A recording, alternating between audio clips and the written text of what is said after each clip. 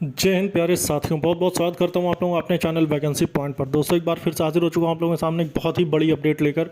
इस वीडियो में मैं बात करने वाला हूं यूपीएसआई भर्ती से संबंधित सारी अपडेटों के लिए, और जिसका आप लोग लगातार इंतजार कर रहे थे और आप लोगों की क्यूरीज आ रही थी कि इस टॉपिक पर जो भी लेटेस्ट अपडेट है उसको मैं वीडियो के माध्यम से आप तक पहुंचाने की कोशिश करूं। और साथ ही साथ मैं बता दूं कि बहुत सारे ऐसे अभ्यर्थी जो कि सिपाही भर्ती यानी कांस्टेबल भर्ती का इंतज़ार कर रहे हैं, उनके लिए भी कुछ अपडेट्स निकल के आ रही है। तो जो भी अपडेट निकल के आती है, तो जब भी ऐसा होता है तो मैं वीडियो के माध्यम से आप तक बातें और खबरें पहुंचाने की कोशिश करता हूं। दोस्तों अगर अभी तक आप लोग मेरे चैनल से जुड़े नहीं हैं तो फटाफट चैनल को सब्सक्राइब कर लेना और बेल आइकन ज़रूर प्रेस कर लेना, क्योंकि कोई भी आपकी भर्तियों से संबंधित अपडेट आती है तो सबसे पहले वैकेंसी पॉइंट चैनल पर अपलोड की जाती है।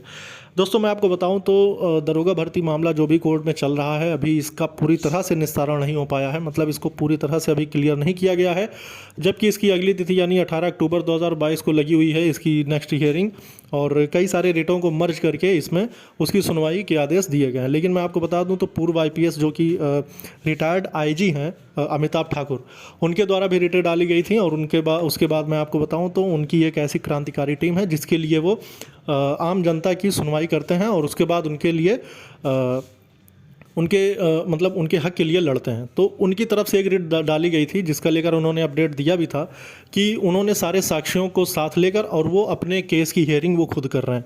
तो इसलिए मैं आपको बता दूं दोस्तों कि उनकी तरफ से सारे साक्ष्यों को कोर्ट में पेश किया गया था, लेकिन उनकी भी रिट को शायद मर्ज किया गया है और सारी सुनवाइयाँ इकट्ठा हुई और वो होगी अब 18 अगस्त 2022 को।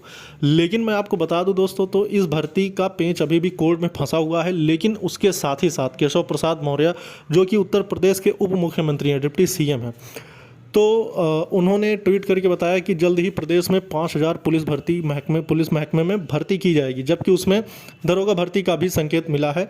और इसके पहले 829 पद निर्धारित किए गए थे जिसके लिए एजेंसियों का चयन किया जाना था, लेकिन उस पर अभी खुल के कोई बड़ी अपडेट नहीं निकल के आई है सामने। लेकिन फिर भी उन पदों को शायद बढ़ाकर 1100 समथिंग कुछ पद किए गए हैं। अब उस पर भर्ती प्रक्रिया कब से शुरू की जाएगी या फिर उससे संबंधित क्या अपडेट है वो भी मैं आप तक पहुंचाने की कोशिश करूंगा। जैसे ही इससे संबंधित मुझे जो भी जानकारी मिलेगी मैं आप तक उसको अपने चैनल के माध्यम से आप तक पहुंचाऊंगा। अब मैं बात करूंगा दोस्तों सिपाही भर्ती को लेकर, जो कि बहुत सारे अभ्यर्थी इंतजार कर रहे थे। तो सबसे बड़ा मुद्दा इसमें आरक्षण बन के खड़ा हुआ है दोस्तों।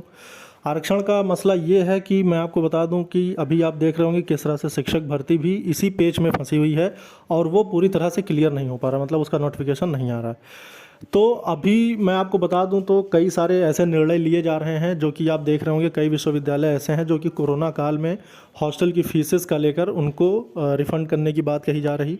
उसके बाद और भी ऐसे कोरोना काल का लेकर खासकर अगर मैं बात करूं तो उसके बाद से ना कोई ऐसी चीज़ें सामने आई, ना कोई भर्ती प्रक्रिया पूरी तरह से पूर्ण हुई है।